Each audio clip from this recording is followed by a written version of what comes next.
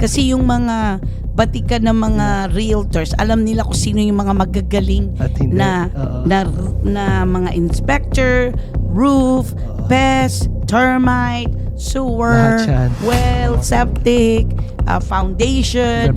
Most of the first-time home buyer, hirap na nga sila to come up with down payment. Down payment tsaka closing cost. Tapos ngayon, ito pang buyer brokerage. How much does the buyer brokerage normally cost? To me, on the buying side, really, very important talaga to have someone representing you. Correct. Tapos itong si buyer, nadapa. Nadapa. Oo. Okay. So, nagkaroon ng hip fracture. Guess what? Kaninong liability yan?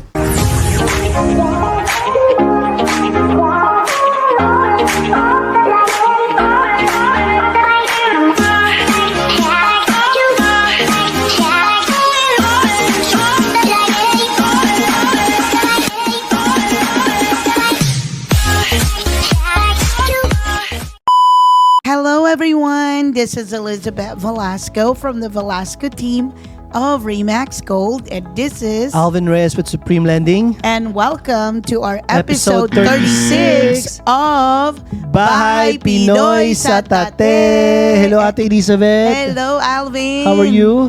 Kumusta na? Okay, I'm good.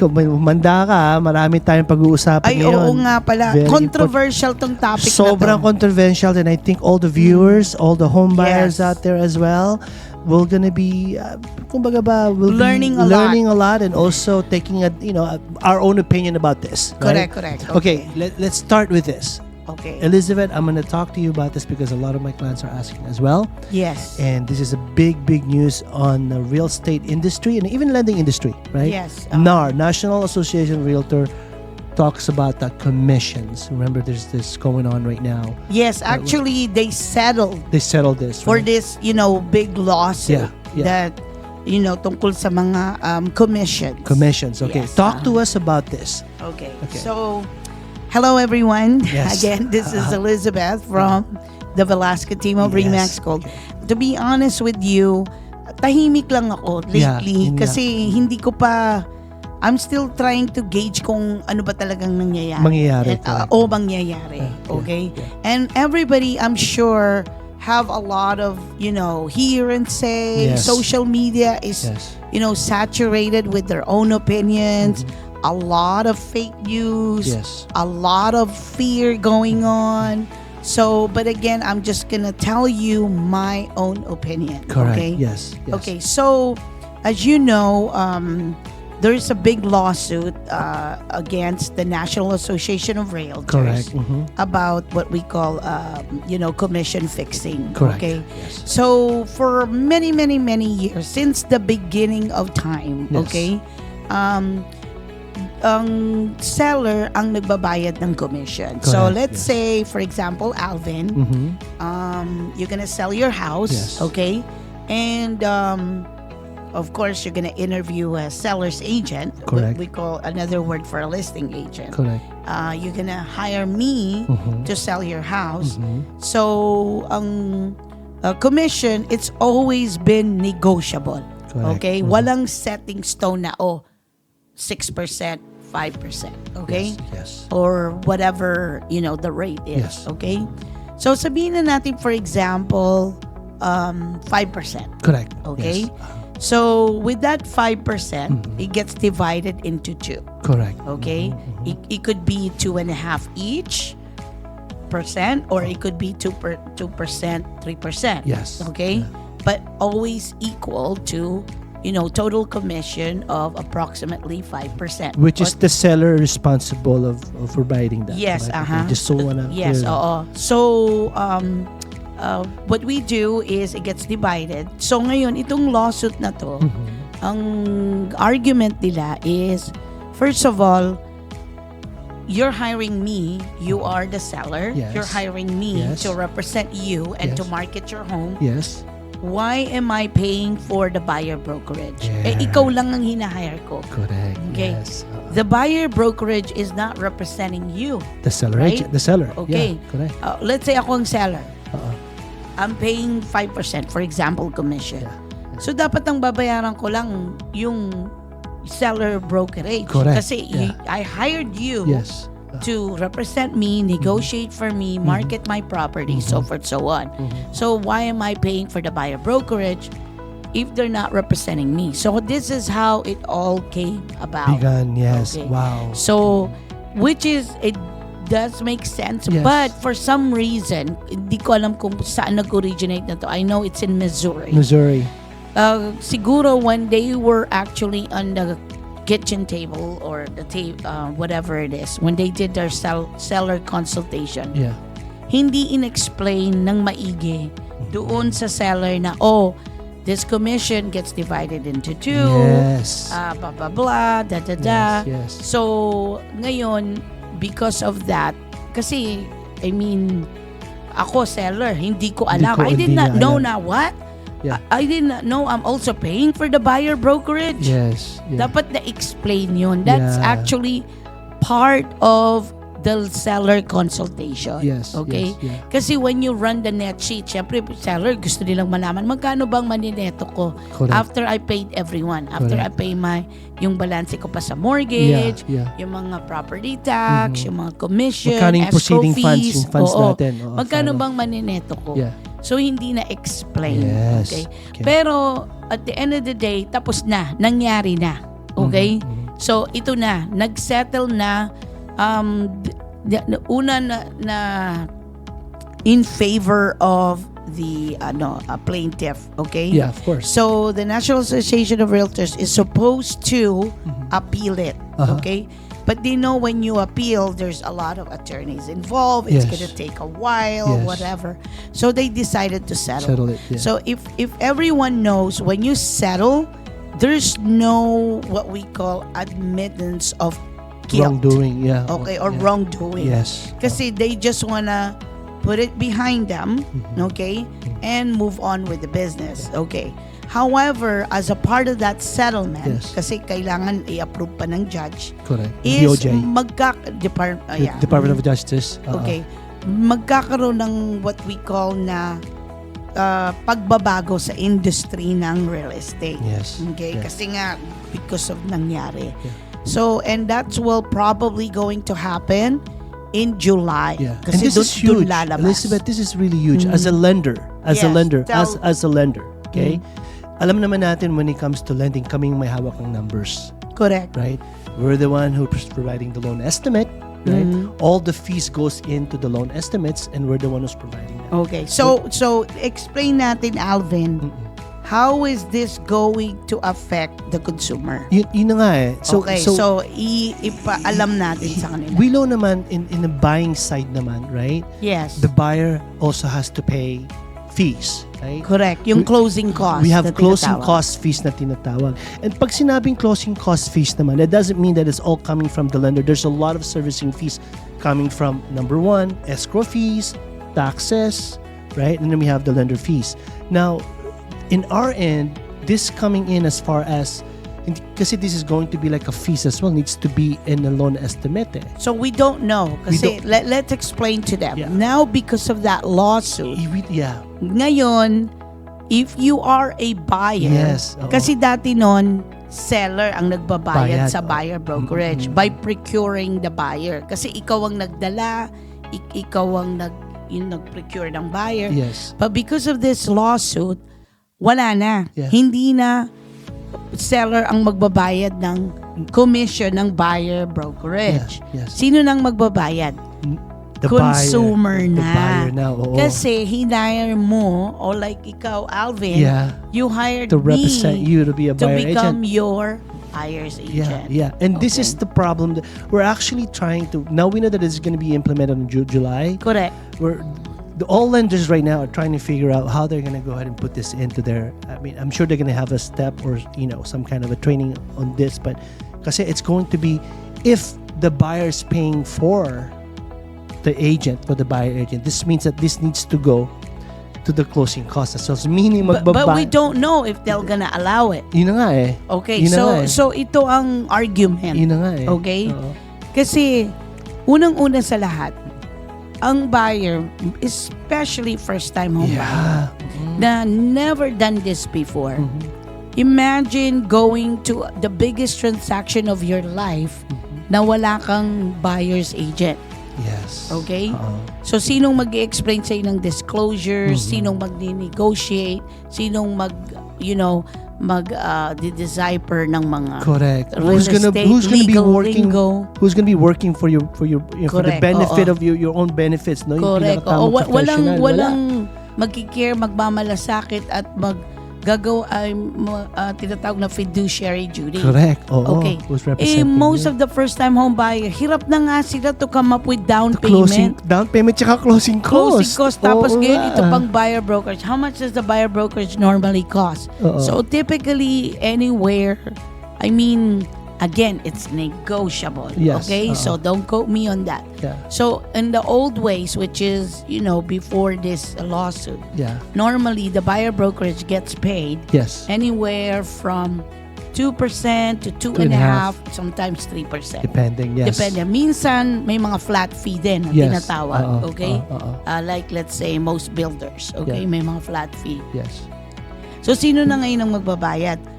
Okay? So, what does that mean? Yes. So, dahil ang mga consumer, lalo na yung what we call, strain sa cash, mag-i-skip na sila. Hindi na sila gagamit ng buyer broker. Parang gano'n na mangyayari. Okay, so ngayon... Especially if they don't have any, they just have enough money for closing cost down payment. Correct.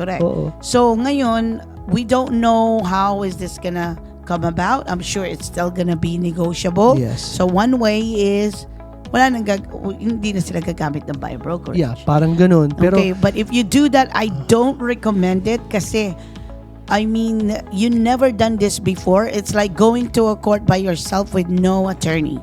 Correct. Okay. Yes, So number 2 is it could be a flat fee. You could say, okay, Alvin, hire kita. I'm just gonna pay you flat fee $5,000. Yes, correct. Yeah. Okay? Parang ganun. Okay. Number 3 is the seller would still pay, business as usual because, the seller says, no, I don't want any liability.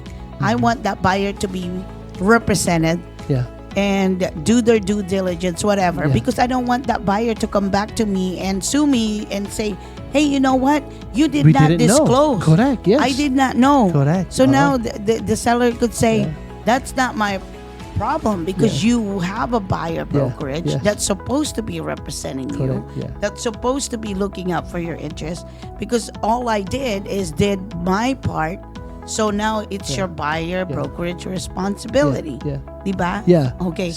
So ang daming pwedeng sobra. There's a lot of things that could happen. There's a lot of things that could be negotiate with as well, di ba? Okay, yes. Pero I think in my own opinion, ang pinaka masaklap dito for me, ang talagang masasaktan dito yung buyer Parang feel ko lang Okay. So I'm gonna be honest with you. This is just my personal opinion. All right. Kung ganito, hirap na nga ang mga first-time home buyer na makabili ng unang bahay nila. Yes. Tapos wala pa silang proper representation. Yes. Walang nag-guide sa kanila kasi buying is very emotional. Totoo yan. May mga kliyente ko tatawag ng alas 10 ng gabi kasi di sila makatulog kasi they need my help. They need advice. hand-holding. Yeah, correct. Diba? Tama. Kasi the trust is there. Kasi you've done this like, me. Like, I've helped hundreds and over 1,000 of families. Yes. So, I've done this day in, day out. Diba? So, iba yung merong nag-guide, may malasakit sa'yo, na looking out for your interest, na may care sa'yo, and you not having a buyer representation, it's going to be, chaotic for me. Yeah, din na nakikita ko. Chaotic is the word. Kasi maraming, one of the things, marami sinasabi din in our end, marami ko na rin, maybe, the seller now will just do a buyer to seller direct. Diba? Parang ganon, diba? To avoid paying... Okay, parang for sale by owner? Parang ganon lang. Some are probably... Pero paano nila mamamarket? Yeah. They still need us realtors kasi we have access to the data. So a lot of people said, no, I'm just gonna use Zillow or Redfin. Yes, correct. Okay, let me tell you this. Zillow doesn't know you have 9 cats in your home. Zillow doesn't know how your home smells like. Correct. Zillow doesn't know you just updated your flooring. Yeah, correct. Okay. Yeah. Zillow doesn't know that, you kasi as realtors, when we, do valuation ng property, Yeah. hindi lang kami nagre-rely sa facts or sa data. We have to go to what we call an ocular tour. Yes. Dun sa ocular tour na yun yung magtutour kami ng bahay nyo. And then we will be able to see, kung ano yung mga desirability, features. Yeah. Maybe you would say, oh, I just put in this. Yeah, uso yan 5 years ago, pero ngayon, hindi na. ayaw na ng buyer ng ganyan. Hindi na yan ang gusto nila. They don't know, ang history ng construction, kung sino ba yung builder na ginamit mo. Kasi yung builder na yan, maybe, they were here like 10 years ago, pero they're out of a business. Correct. Di ba? So, ang dami-daming factors, it gets really complicated. So, iba talaga yung meron kang realtor na nag-guide sa'yo as a buyer. Well, let's put it this way. Let's say it's implemented. Okay. Now, but we don't know how it's going to be implemented. Yun ang pinakamalaking question. We don't know how yet right? Yes. But we know it's going to happen. Correct. Right? We just don't know how the process or how they're gonna really put it in paper. Correct. Let's just say it is, right? You're the selling agent. Yes. I'm the seller. Yes. Talk to me about commission. Talk to me, let's say, and it's gonna be just like the same as going to a listing appointment. I said, okay, Mr. Seller, Alvin. Okay, so you hiring me, it's gonna cost me, let's say, 2.5% or 3%. Okay. However, on the other side of the transaction, there's also what we call buyer brokerage. The reason why you wanna pay the buyer brokerage is, number one, is we're gonna have professional that's going to be bringing in pre-approved buyers. Ito yung mga na-screen na. Correct. Kasi ang realtor, hindi sila mag-aksaya ng panahon without you going through the consultation, getting you pre-approved, running the numbers, komportable ka ba, ganon. I mean, kasi kung... Siyempre, if I'm the seller, I also want to make sure that the buyer of my homes are correct. to the T, right? Kasi that's ready ano ba to go. gusto ng Mr. Seller? Yeah. Kung walang buyer brokerage, let me tell you, people were gonna be knocking on your door, opening your home to strangers. Exactly. With no screening, as far like... Walang form of screening. Yeah. Opening Less your home screening, to strangers, right? Yeah. I mean the responsibility of the seller's agent is to market and expose your home. Correct. We're not gonna, it's not our responsibility to represent the buyer. Okay. That's why we want a buyer brokerage. So when you talked to me just now about the seller, I think that was the only thing that was missing prior, right? The disclosure. I'm gonna go ahead and the tools for me as a seller agent, and then the other tools probably to the buyer agent. Okay, so ganito. Okay, kung halimbawa ang buyer hindi represented, yun na nga. Kasi wala silang pambayad, walang pambayad, or whatever. Okay. Then maybe we don't know what's gonna happen. Maybe you could put it in the offer that says, hey, I want to buy your house, but I want you to pay for my buyer brokerage. Yeah. I want you to pay for my attorneys. Para mang ganun. It's like, bibiling ko ang bahay mo, but you pay for my own legal fees. Yeah. Or you pay for my realtor fees. Pwede rin yun. Then that's how I would put it. But I don't know kung paano Fannie Mae and Freddie Mac and FHA and VA would allow that. So everything is still up in the air right now. Diba? Like I said, I think it's all about representation. Tamang representation. I think kasi that's the beginning anyway. That's the what was missing in the beginning anyway, Oo right? nga, kasi think about it, yung disclosures. Yes. Like let's say, okay, limbawa, Alvin, wala akong representative, bibiling ko ang bahay mo Okay. Siyempre, di-disclose mo sa akin. How do I even know how to review the reports? Yeah. And the disclosures. Or the inspections. Or the all inspection. That stuff. Yeah. Sinong inspector na alam ko na magaling? Na I know everybody just like, what we call a, nagre-rely sa internet. But internet is, you can't believe or, assume everything on the internet. Kasi yung mga batikan ng mga realtors, alam nila kung sino yung mga magagaling At hindi. na, na mga inspector, roof, pest, termite, sewer, Lahat yan. well, septic, foundation, everything and anything. Kasi ito yung someone that we trust. If I trust this vendor, the trust, extend to the client. Correct. That's correct. Okay? Yes. Kasi yung vendor na yon, kung palpak sila, it reflects on us. Yeah. So kung hindi ko i-hire yung vendor na yon if it's not up to par to my own standard. But again, with our clients, we give you 3 referrals. Yes. And then it's still up to you to choose who you want. And of course, if you want your own brother that owns a, roofing company, feel free. Yeah. But these are just recommendations, Yeah. diba? Well, I like I said, I just want to go back to, for me, parang sa napapansin ko, whatever is gonna happen on July, right? Yes, come July. Parang for me, the most talagang the buyers are the one who's gonna be hurting in this. Alam mo, That's how I feel. Nakakatawa nga kanina. Oo. Kasi kanina nasa Folsom ako. Correct. Oo, Di ba? oo. Yung kliyente ko, sabi niya, ate, paano to? So come July, paano kung hindi kami makapag-close ng escrow? Wala kaming pambayad sa'yo.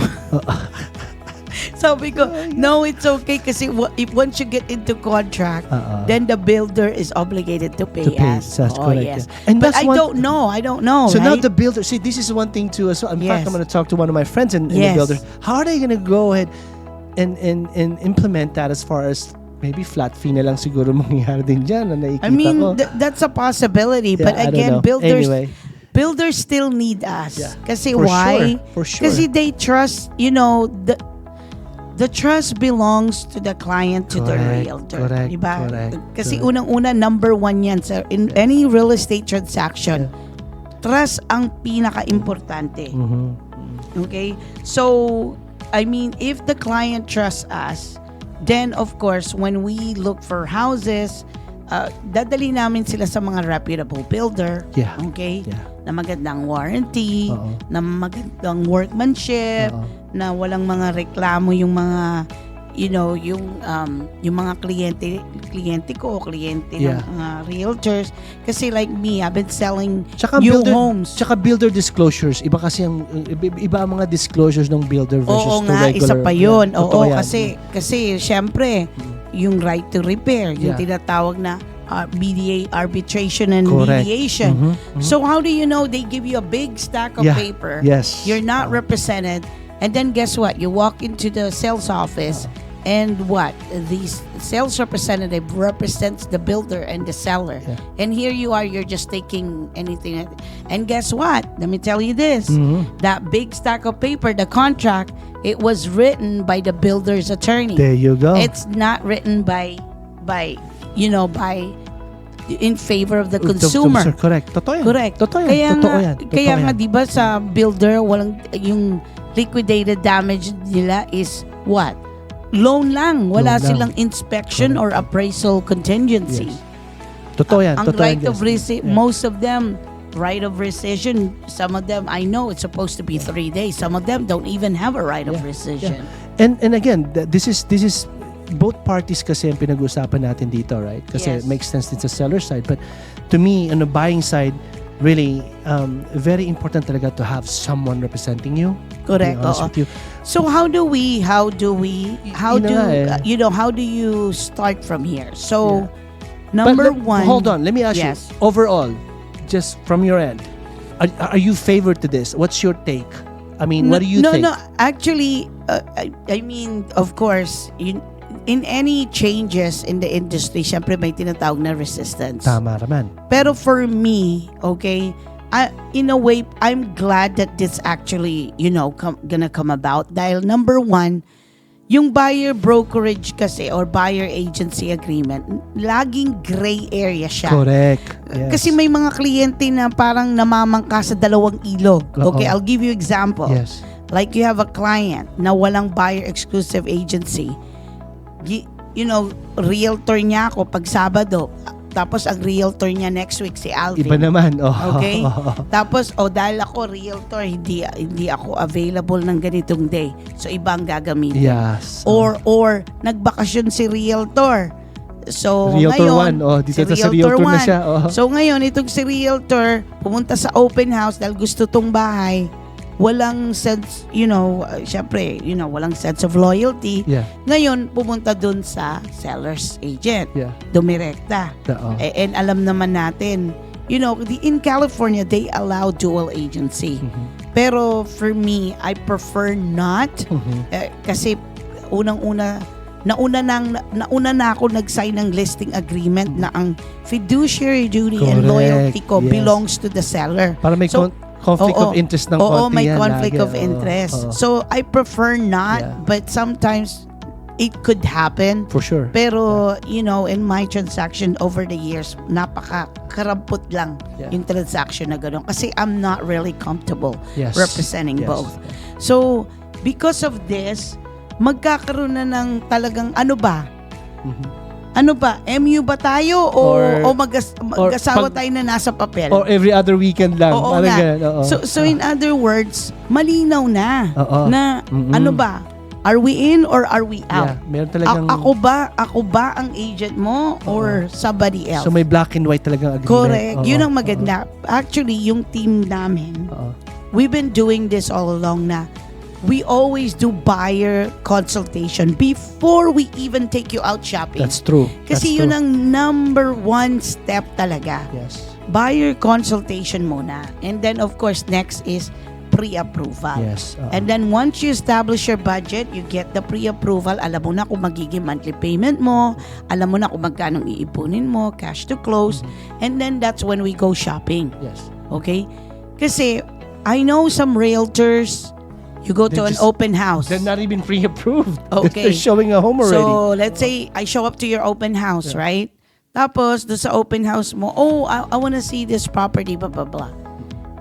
Hindi ka pa nakapag-consultation. Hindi mo pa nga alam kung pre-approved sila. You don't know those people. Yes. You don't know how many realtors have they gone through. And then, guess what? Dinala mo tong buyer. Okay? Totoo Sabi yan. niya, sige, may bahay dyan down the street, tingnan natin. Tapos itong si buyer, nadapa. Nadapa. Oo. Okay. So, nagkaroon ng hip fracture. Oo. Guess what? Kaninong liability yan? Sa buyer's agent. Why? Kasi you were there. That was your responsibility. That's your responsibility. Correct. That's your client. Yes. Diba?